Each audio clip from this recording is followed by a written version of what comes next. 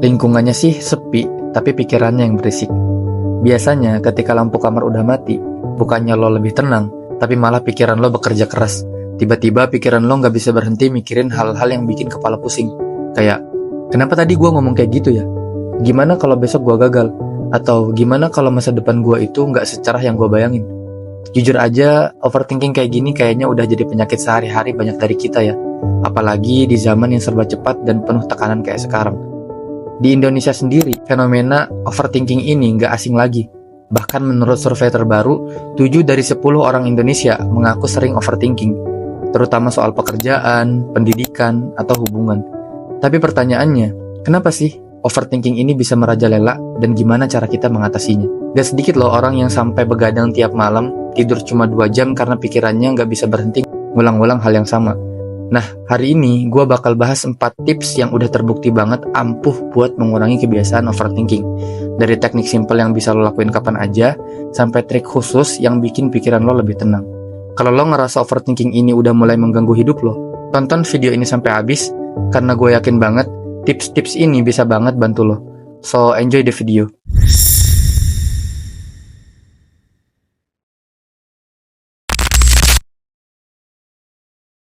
Nah, sebelum masuk ke tipsnya, yang pertama banget kita perlu tahu dulu adalah kenapa sih overthinking ini bisa muncul?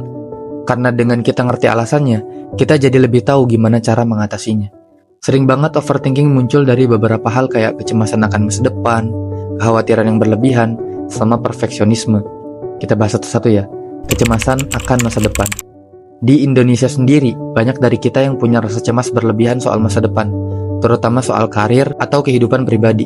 Ada data menarik nih dari survei Universitas Indonesia yang menunjukin kalau 75% mahasiswa merasa cemas soal masa depan mereka, terutama karena persaingan kerja yang mulai ketat dan ekspektasi keluarga. Nah, rasa takut ini akhirnya memicu overthinking yang gak ada ujungnya. Yang kedua, kekhawatiran berlebihan. Banyak yang khawatir hal buruk itu bakal kejadian, walaupun sebenarnya belum tentu juga bakal kejadian.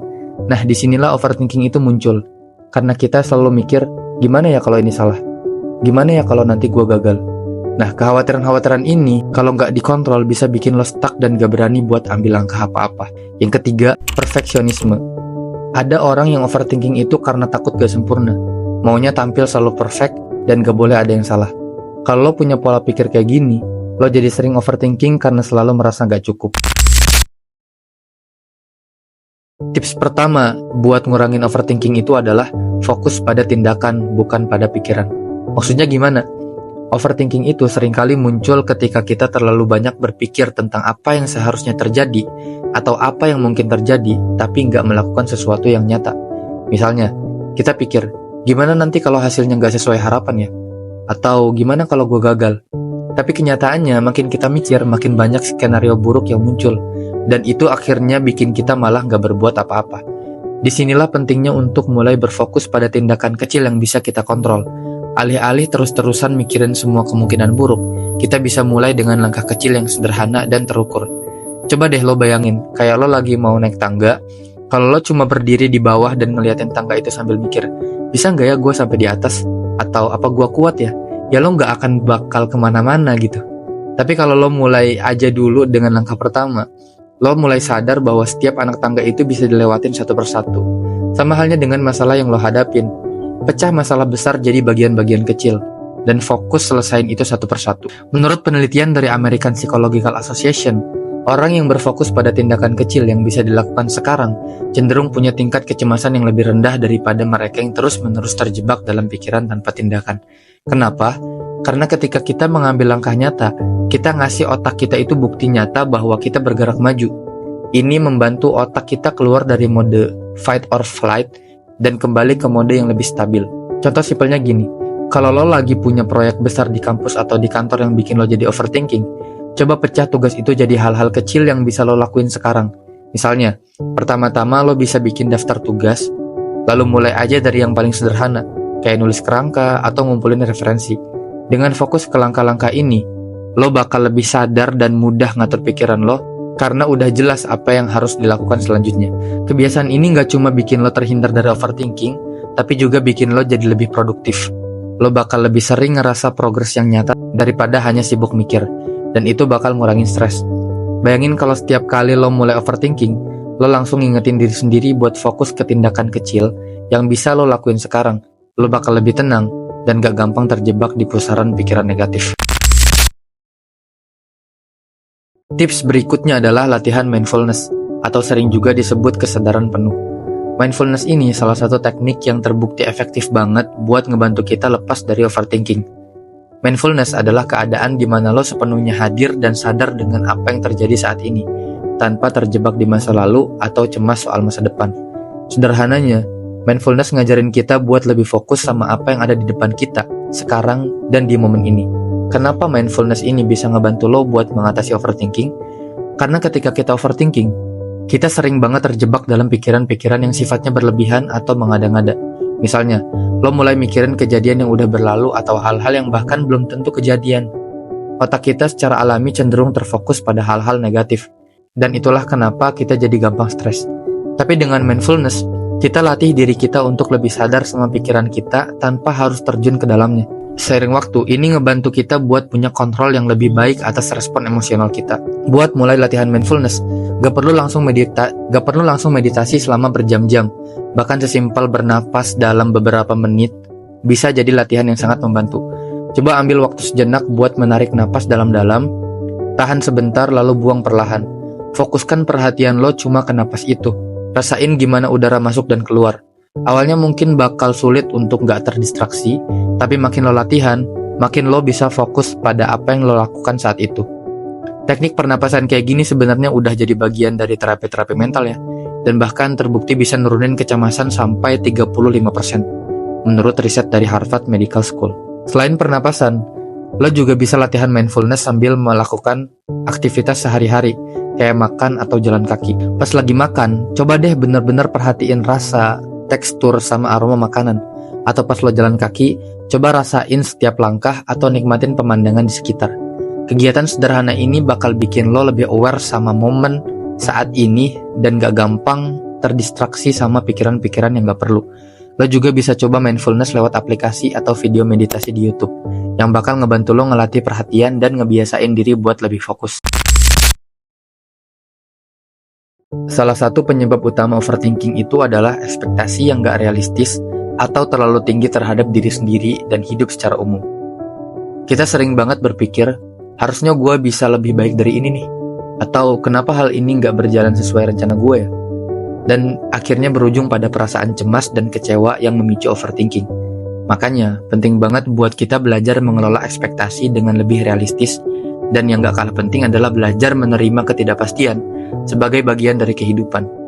Sebagai contoh, coba deh lo kembali ke ekspektasi lo waktu masuk kuliah atau mulai kerja. Banyak dari kita punya gambaran yang ideal, entah tentang pencapaian atau masa depan yang terlihat lancar tanpa hambatan. Tapi kenyataannya seringkali nggak sejalan sama bayangan kita kan. Ketika hal-hal berjalan di luar rencana, otak kita secara otomatis mulai mencari-cari alasan dan memunculkan skenario terburuk. Nah, disinilah peran besar ekspektasi yang realistis. Kalau kita bisa menurunkan ekspektasi, kita juga akan lebih mudah beradaptasi saat menghadapi perubahan yang nggak terduga. Ketidakpastian itu nggak bisa dihindari dalam hidup, apalagi di zaman sekarang yang serba cepat dan penuh tantangan. Faktanya, ada penelitian yang dilakukan oleh University of California yang menunjukkan bahwa orang yang mampu menerima ketidakpastian dalam hidupnya memiliki tingkat kecemasan yang lebih rendah. Kenapa? Karena ketika kita menerima bahwa gak semua bisa kita kontrol, kita juga lebih fleksibel dalam menghadapi perubahan dan lebih siap dengan berbagai kemungkinan yang muncul. Untuk mulai menerima ketidakpastian, lo bisa mulai dengan melatih diri sendiri lebih fokus sama apa yang lo bisa kontrol daripada yang lo gak bisa kendaliin. Misalnya dalam dunia kerja, lo bisa kontrol effort sama waktu yang lo bisa habiskan buat menyelesaikan tugas. Tapi hasilnya bisa aja gak sesuai sama ekspektasi lo, dan itu gak masalah. Ketika lo mulai terbiasa buat mengelola apa yang lo bisa kendalikan, perlahan lo juga bisa lebih merasa tenang dan gak gampang overthinking. Ada juga teknik sederhana yang bisa membantu lo buat lebih rileks dalam menghadapi ketidakpastian, yaitu adalah tanyakan ke diri lo sendiri, apa hal terburuk yang mungkin terjadi dan gimana cara gue bisa menghadapinya. Biasanya pikiran kita selalu membayangkan hal-hal yang terlalu berlebihan, sementara kenyataannya itu gak seburuk yang kita bayangkan. Dengan menghadapi ketidakpastian secara objektif, lo bisa ngasih batasan pada overthinking itu sendiri. Dan yang gak kalah penting adalah bersikap sabar dan mau menerima proses. Banyak dari kita sering banget terlalu terburu-buru pengen hasil yang instan. Pengen semuanya berjalan lancar tanpa hambatan. Dan akhirnya malah bikin kita gampang stres kalau kenyataannya gak sesuai sama rencana. Dengan mulai belajar sabar dan menerima ketidakpastian, lo bakal merasa lebih damai dengan proses dan gak terus-terusan kebawa pikiran negatif. Lo bakal sadar kalau hidup itu gak melulu harus sesuai skenario, tapi kita tetap bisa bahagia dan bersyukur dengan apa yang ada sekarang. Jadi, kelola ekspektasi dan menerima ketidakpastian itu penting banget buat ngurangi overthinking. Pasang ekspektasi yang realistis dan fokus pada apa yang lo bisa kontrol atau lo bisa lakuin saat ini, serta berdamai dengan hal-hal yang di luar kontrol lo. Dengan begitu, lo nggak cuma ngelepas diri dari overthinking, tapi juga bisa lebih menikmati hidup dengan cara yang lebih damai dan stabil. Terakhir, coba deh lo bikin kebiasaan nulis. Gue tahu ini mungkin terdengar klasik, tapi menulis itu bisa jadi alat yang powerful banget buat ngelepas overthinking. Waktu lo menulis, lo jadi bisa ngeluarin semua yang ada di pikiran lo ke kertas atau ke aplikasi notes. Jadi gak numpuk di kepala lo tuh. Menurut studi dari University of Texas, menulis tentang pikiran atau perasaan bisa bikin lo lebih rileks dan ngurangi overthinking sampai 25%. Lo juga bisa nulis jurnal pagi atau malam sebelum tidur buat ngeluarin unek-unek atau planning kecil buat besok. Bahkan bisa jadi dengan nulis, lo jadi nemuin insight baru atau solusi yang tadinya itu nggak kepikiran. Jadi, itu dia 4 tips buat mengatasi overthinking. Dari pahami penyebab, fokus ke tindakan, latihan mindfulness, kelola ekspektasi, sampai bikin kebiasaan nulis. Overthinking emang nggak mudah buat diatasi, tapi bukan berarti nggak mungkin. Yang penting adalah lo coba terus dengan konsisten, karena hasilnya pasti bakal ada pelan-pelan. Thank you banget udah nonton video ini sampai selesai. Jangan lupa like dan subscribe untuk mendukung perkembangan channel ini. Dan kalau ada tips lain yang menurut lo ampuh buat ngatasi overthinking, share juga di kolom komentar ya. See you on the next video. Bye.